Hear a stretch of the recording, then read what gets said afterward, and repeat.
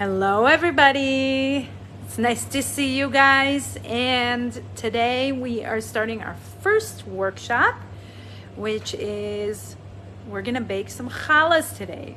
And we are excited because Shabbat happens every week, and who doesn't love challah? If it's gluten-free, if it's not gluten-free, if it's it's for hamotzi or for just to have a family Shabbat meal. So we have your list, and we have our list here, and we have our Judy here. Hello. And so here we are going to start. And hi, Judy. I'll take it away. Sarah needs her hands. So, okay, so I'm going to flip it around to Sarah, and we'll start the process, and I'll be talking to you throughout. Here we go. So we have our 2 teaspoons of dry yeast. It says in the recipe 2 tablespoons. So here we are. I'm adding another teaspoon. And 2 tablespoons or 1 tablespoon? 2 tablespoons. So it would be 6 teaspoons. No? No, it's Oh, okay.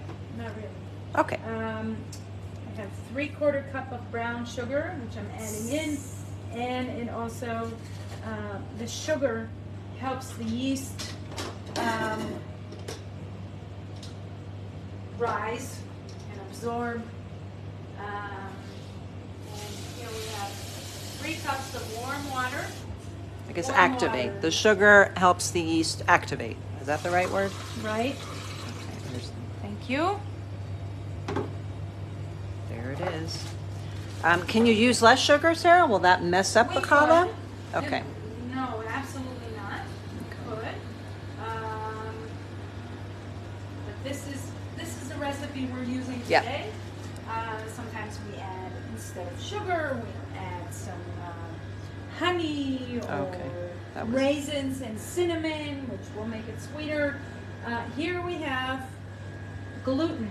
You can get it in every baking store in Israel, in the US, and it just helps, well, not for people who avoid gluten, but for people who could have gluten and it agrees with them. It helps make the dough rise, and it gives it a much better consistency.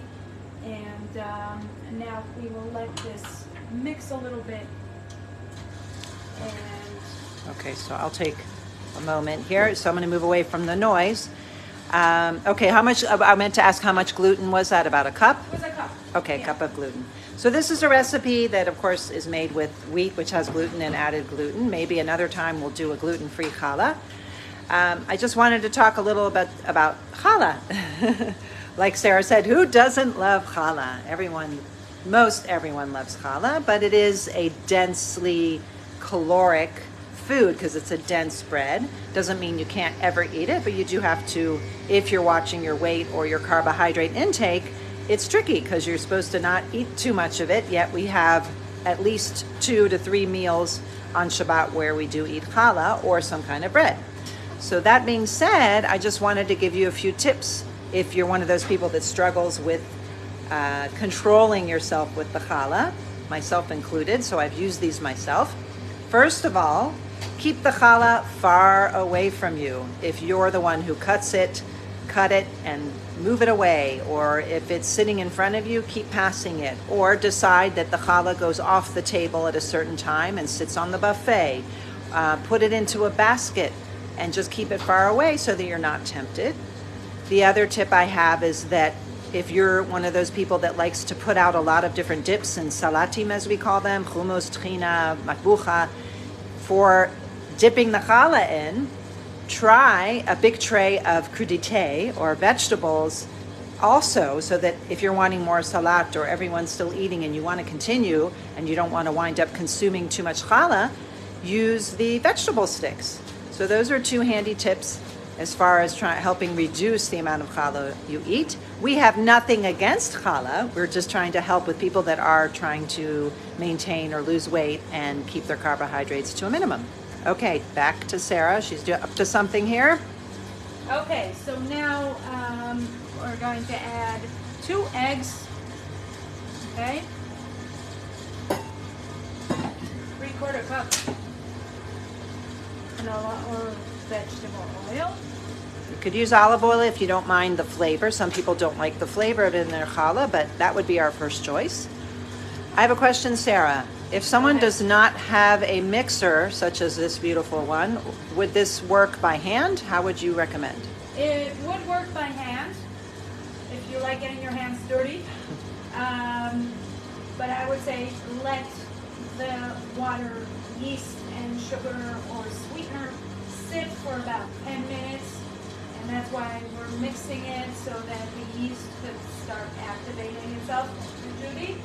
And then slowly add in the flour and the rest of the ingredients. But if you were mixing by hand, I don't mean like with a spoon or something, that would be okay? At some point, okay. If you're mixing with a spoon, the dough will be too hard to mix it with a spoon. But yes, absolutely. And then you add your hands. Okay, so at this stage we could use a spoon, and then when the flour goes in, we might have to dig in with our hands if we don't have a handy mixer. Got it. Okay, well, so sorry, now, what did you just add? Salt. Salt. Because everybody needs salt, even a little bit. The salt could actually change the dish from good to bad and from bad to good. So, Julia, I would love it if you could talk about the different flours, their qualities. We did make a whole spelt challah right here. Okay. And we have white spelt, white flour, and the reason actually why I'm using white flour today is because I need this for my husband for Shabbat. And he doesn't go for the whole. not really. Okay. He goes for the whole thing, and not for the whole. All right, so I'll flip around for a second here. Okay, so Sarah asked me to talk a little bit about the different flours. So this recipe will work with any glutinous flour, whether it be wheat or spelt. As Sarah said, she actually made a whole spelt challah. I'll show you how beautiful it is. These are whole spelt challahs, and it's the same recipe, Sarah? It's the same recipe. The same recipe. So the same recipe works for whole spelt or gluten-free. Or white. Oh, well, we'll get to that. White spelt. You could use whole wheat or white wheat. You could mix a little bit of rye or another glutinous flour into it. The difference between the white and the whole is the nutrition. The whole flour, whole grain, has a layer, a darker layer still on the kernel that has all of the B vitamins, essential oils, essential amino acids, vitamin E, the fiber. It's all in the outer layers that are removed when the flour is made white. So if you want a more nutritious challah, yes, it has to be at least, a good percentage. You can also do half and half or a 70-30 kind of mix, but you'll get more nutrition out of it, and it might actually help with controlling your blood sugar effect after you eat it when it has those nutrients added to it. So it's really worth trying, but some children and husbands don't like the darker color. They want it white, so there's that option also. What were you going to say about gluten-free? Well, we use the same recipe for gluten-free. But just make sure not to have gluten in there. Okay. And of course, we find that the very good consistency of the gluten-free challah, which is also hamotzi, is the molino blue flour. It's not blue, it's a blue label. And then what I wanted to say about the gluten, and the reason why, the longer we knead the dough, the more it lets the gluten come out and help the dough rise. That's why it's so delicious. So this would be where, if we didn't have a mixer, speaking for myself, you would be kneading with your hands. So you want to knead it well, you're saying. Right. Okay. And for long enough. Okay. Okay, so we have about a kilo. It's something like 6 to 7 whole cups of flour. We're still letting it knead, and then once all of the flour is absorbed, I just add a little bit of olive oil. How do you just know? so that it's not too dry? How do you know when it's kneaded enough? So when you see it like this, Like it is kneaded enough. when it's in a ball. Yeah, it's formed. It's not too wet, and it's definitely not too dry. And this is how we like our dough to look like. It may seem wet, but that's a good thing. Now I'm going to add a little bit of olive oil so that we don't need to add more flour. And that way it rises better and it's not as dense and not as heavy. We're going to turn it off. I cover. Somebody called. Okay, sorry about that. We're back. Okay, so here's the dough rising, correct? Right, this has risen already. Okay. And then we are going to knead this dough. This one, Okay, so from this stage, you would put this into a bowl, correct? or leave it in, in the here. mixer bowl. Cover it. Cover with it for saran about an hour, for at about an least an hour when it doubles itself up. Now you can see how beautiful it is. It's not, as you can see, it's not sticking to my hands. It does have the olive oil in it, and it also means it has enough flour on it. We're going to cover it with saran wrap, let it rise for about an hour, and Cha-ching, an hour went by. Here it is. But is this the white flour? Or this is the whole spelt. This is the whole spelt. Okay.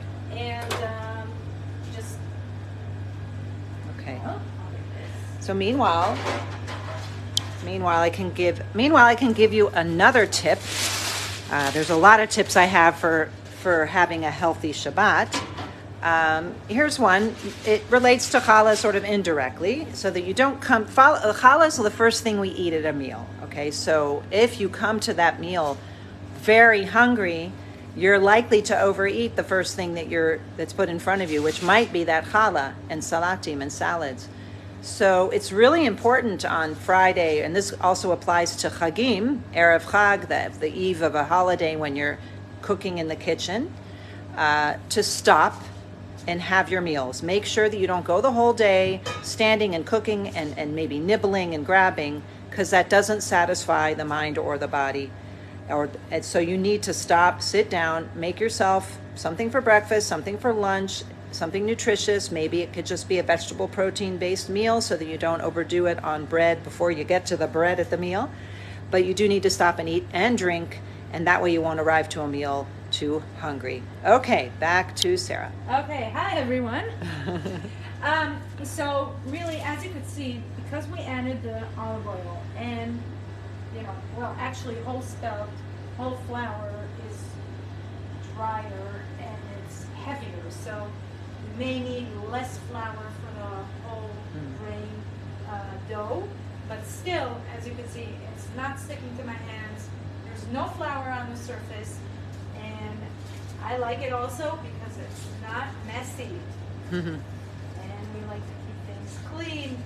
So I have a question. While I was talking, sorry, did you knead this again after it rose? No, I just No. took it Oh, out, okay. and I cut it with my hands, and the way we just do it is we roll them, we put it in the oven. So it was a braid, and then you tucked it under into more of a circle, I guess, right? Yeah, Pretty. and you could continue talking. Okay, now I'm just going to show. So that was before. Here, I'll go back again. Sorry about that. Here is the before the oven, and then here is after. So it's perfect for this season because it's around challah. And you could always leave it long, braided, but we like to make them round and full. Okay, so back on Shabbat and Shabbat tips. So I was talking about making sure you eat, making sure you drink. That's also something, standing in the kitchen, and especially if it's summer with the hot ovens, you do need to stay hydrated. And oftentimes when we feel hungry, We may just need hydration or both. We could be hungry and feel even hungrier, or we may not even be hungry but feel hungry because we're not hydrated enough. So please, while you're cooking tomorrow for Shabbat and next week for Rosh Hashanah, whatever it is, make sure you're eating and drinking regularly so you don't set yourself up for overeating and not being able to be mindful during the meals and then feeling bad about it. That's not fun. You're supposed to feel happy. Did you want to say something, Sarah? Okay. Oh, you do now. Okay. So after this, hi Aniv, hi Sarit. After this,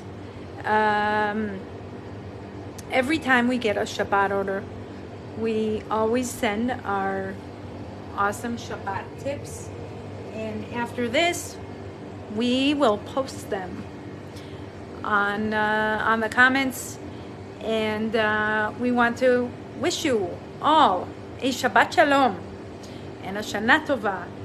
And Shabbat Shalom. We'll be seeing you again, but Shana Tova. Bye.